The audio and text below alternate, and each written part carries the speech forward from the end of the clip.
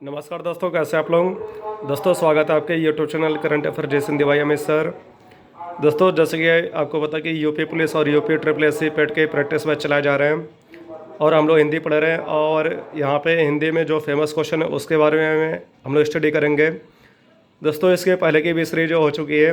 दोस्तों यहाँ पे जितने भी क्वेश्चन हैं बहुत ही फेमस और आईएमपी हैं। दोस्तों ये सभी आपके एग्जाम में क्वेश्चन आते रहते हैं, केवल यूपी पुलिस में नहीं और यहाँ पे पेट में भी नहीं। आप अगर कोई भी एग्जाम देंगे तो उसमें ये सभी क्वेश्चन आते रहते हैं। तो दोस्तों यहाँ पे जो क्वेश्चन है यहाँ पे आपको पढ़ाए जा रहे हैं बहुत ही और अच्छे हैं और उनका जो एक तरह से लेवल है वो भी उसी तरह से बना गया जैसे आपके एग्जाम में क्वेश्चन आए। ओके दोस्तों, तो आज के जो क्लास है उसको स्टार्ट करते हैं। दोस्तों यहाँ पे पहला क्वेश्चन आपसे कह रहा है कि विडोजा किसका पर्यायवाची शब्द है। तो विडोजा इंद्र का पर्यायवाची शब्द है। दोस्तों इंद्र के अन्य पर्यायवाची सुरेश कहते हैं, पर्वतारी कहते हैं, पुरंदर कहते हैं, ओके दोस्तों, शक्र कहते हैं, मधवा कहते हैं। देखिए माधव कृष्ण का है, मधवा इंद्र का है। ओके दोस्तों, तो यहाँ पे क्वेश्चन में जो शब्द हैं उनको आपको बहुत ही सावधानीपूर्वक देखना होता है।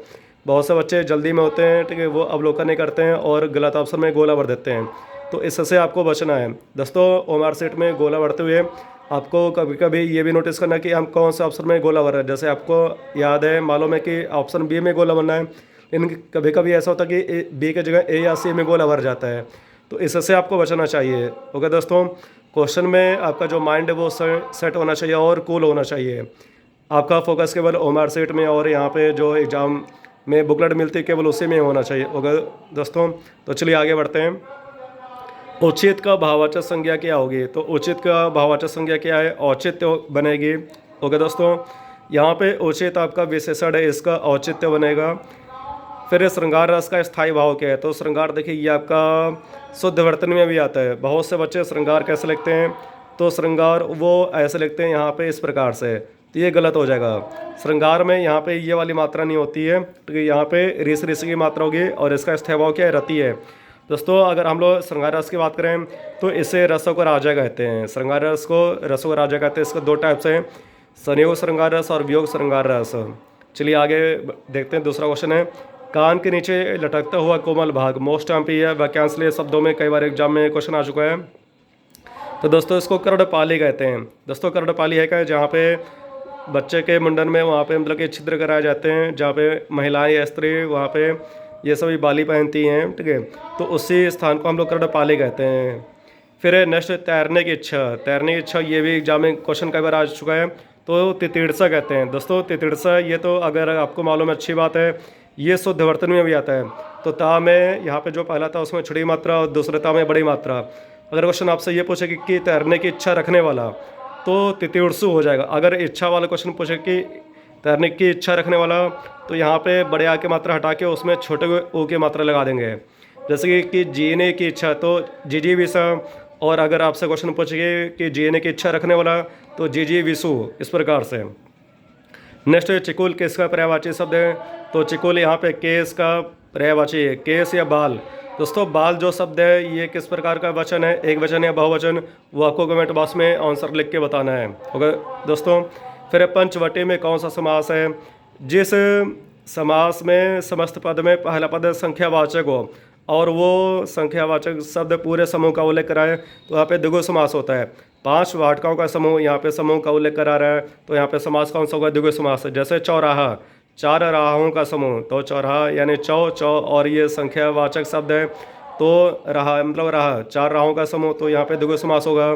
जैसे आपसे हम बोलें कि त्रिलोक है, 3 लोकों का समूह, तो वहाँ पे भी द्विगु समास होगा। लेकिन अगर आपके एग्जाम क्वेश्चन है कि त्रिनेत्र, तो 3 नेत्रों का समूह नहीं होता है, क्योंकि 3 नेत्र किसी के पास है नहीं। तो 3 नेत्रों वाले अर्थात कौन, शंकर जी, तो वहाँ पे आपका बहुब्रीहि समास हो जाएगा। तो ये जैसे अगर शब्द आए तो वहाँ पे आपको थोड़ा सा समीक्षा करनी है, फिर राइट ऑप्शन में आपको गोला भरना है। नेक्स्ट, वज्रपाणी में कौन सा समास है।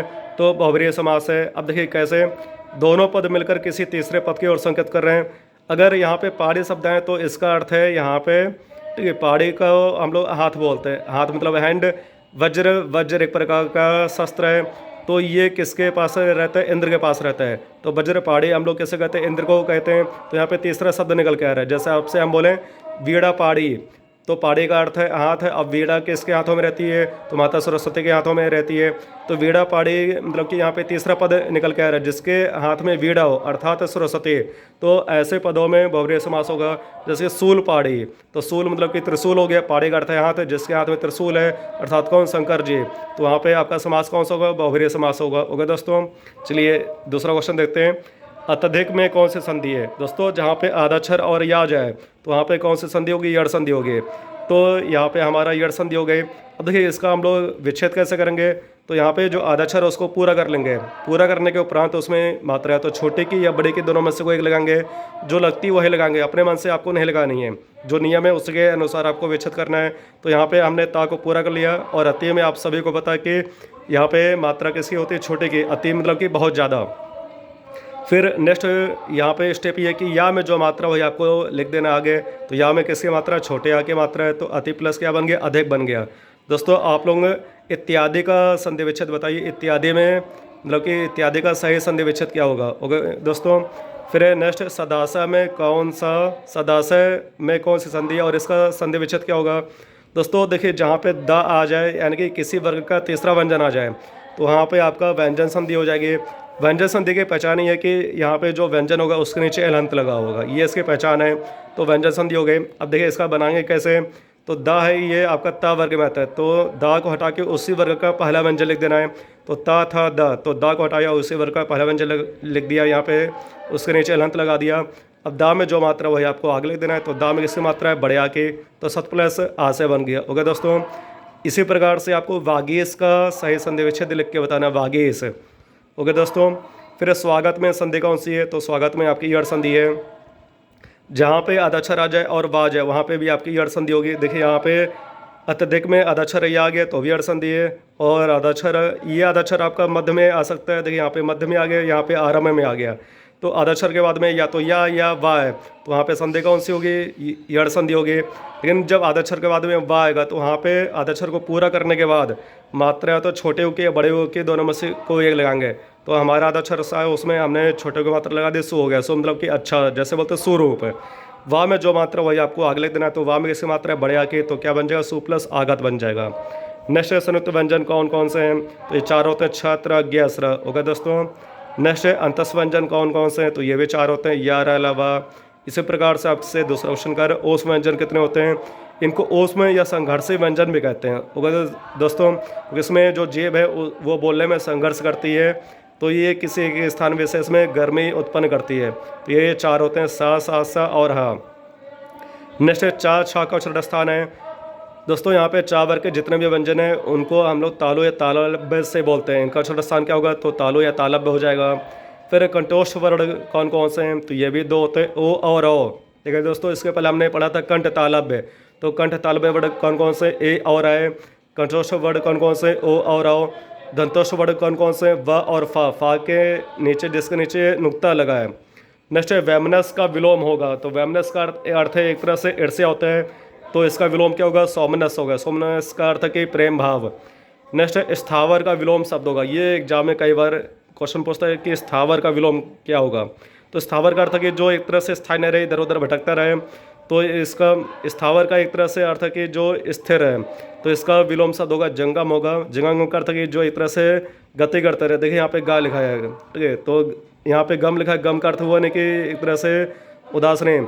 गमन यहाँ पे देखिए अगर हम लोग ना ले देंगे तो गमन हो जाए, मतलब कि जो एक तरह से इधर उधर चलता रहे, तो उसको हम लोग जंगम कहते हैं। नेक्स्ट सौम का विलोम शब्द होगा। तो सौम का विलोम होता है उग्र होता है। दोस्तों एक कवि जिनका उपनाम उग्र है, पांडेयचंद शर्मा उग्र। ओके दोस्तों, उनका एक प्रसिद्ध कहानी थी चॉकलेट, जिसे अंग्रेज सरकार ने उसको प्रतिबंधित कर दिया था। मतलब चॉकलेट को नहीं, मतलब उनकी कहानी संग्रह को प्रतिबंधित कर दिया था। ओके दोस्तों, फिर पंजाबी में कौन सा लिंग है, तो यहाँ पे स्त्रीलिंग होगा। सभी भाषाओं के नाम और सभी लिपियों के नाम स्त्रीलिंग होते हैं, ये आपको याद रखना है। सभी भाषाओं के नाम, वो कोई भी भाषा हो, चाहे अपने भारत की या दूसरे देश की, और कोई भी लिपि, जैसे आपका देवनागरी, गुरुमुखी है, फारसी है, ठीक है, इस प्रकार की जितनी भी लिपि हैं वो सभी स्त्रीलिंग होते हैं। फिर साधु का स्त्रीलिंग होगा। मोस्ट टाइम पे क्वेश्चन कई बार एग्जाम में आता है, तो साध्वी होगा। ओके दोस्तों, जैसे कि साध्वी प्रज्ञा सिंह ठाकुर, नाम सुना होगा। फिर तपस्वी का स्त्रीलिंग क्या होगा, तो तपस्विनी हो जाएगा। यहाँ पे ये आपका जो शब्द है तपस्विनी, ये भी एग्जाम में कई बार क्वेश्चन पूछा गया है। फिर मीठा बोलने वाली स्त्री, तो उसको प्रियंवदा कहते हैं। एक कहानीकार भी है, एक महिला है, उषा प्रियंवदा, नाम सुना होगा आपने। नेक्स्ट, जिसकी आशा न की गई हो, तो अवसर में निराशा रखता है, तो उसमें बहुत से बच्चे गोला भर देते हैं। जिसके पास कोई भी आशा न हो उसको निराशा कहते हैं, लेकिन यहाँ पे क्वेश्चन क्या कर रहा है कि जिसकी आशा न की गई हो उसको अप्रत्याशित कहते हैं। जैसे कि इलेक्शन होते हैं तो उसमें कोई उम्मीदवार जो मतलब कि हम लोग उसके बारे में नहीं जानते कि जीत जाएगा, लेकिन वो जीत जाता है तो उसको हम लोग बोलते हैं कि अप्रत्याशित मतों से उसने विजय प्राप्त की, तो अप्रत्याशित होता है। फिर भारत रत्न से सम्मानित कवि हैं तो अटल बिहारी वाजपेयी हैं। दोस्तों अटल बिहारी वाजपेयी भारत के पीएम भी रहे हैं, ये भी आपको पता ही होगा, और काफ़ी विनम्र स्वभाव के थे, सौम्य स्वभाव के थे। इन्हें भारत रत्न पुरस्कार 2015 में दिया गया। दोस्तों 2015 में और भी किसी व्यक्ति को पुरस्कार दिया गया है तो उनका नाम आपको कमेंट बॉक्स में लिख के बताना है। इनकी मुख्य काव्य रचना है संसद की रपटीली राहें हैं, संसद के 3 दशक हैं, ये सब इनके मुख्य काव्य रचनाएँ। और ये एक प्रखर कवि भी हैं, काफ़ी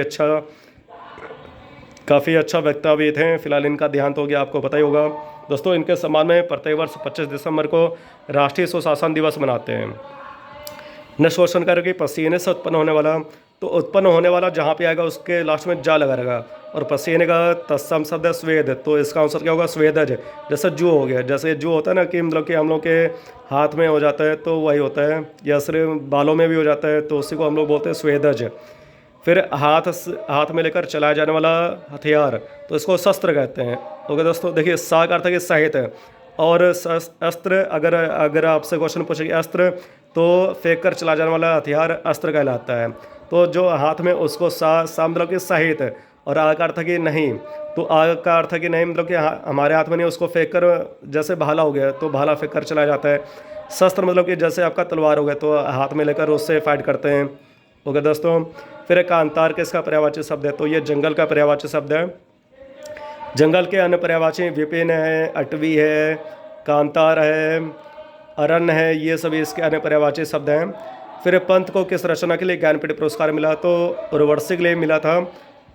दोस्तों यहाँ पे पंत को किस रचना के लिए ज्ञानपीठ पुरस्कार मिला, तो इसका आंसर ये उर्वशी नहीं होगा। उर्वशी के लिए दिनकर को मिला था 1972 में। पंत को मिला है एक रचना उनकी है चिदम्बरा। होगा दोस्तों, तो चिदम्बरा के लिए इनको यह पुरस्कार मिला था, और कब दिया गया था 1968 में। हिंदी भाषा के लिए यह पुरस्कार पाने वाले सुमित्रानंदन पंत प्रथम कवि हैं। ओके दोस्तों, नेक्स्ट, हिंदी को राजभाषा बनाने का निर्णय कब लिया गया, तो 14 सितंबर 1949 को लिया गया।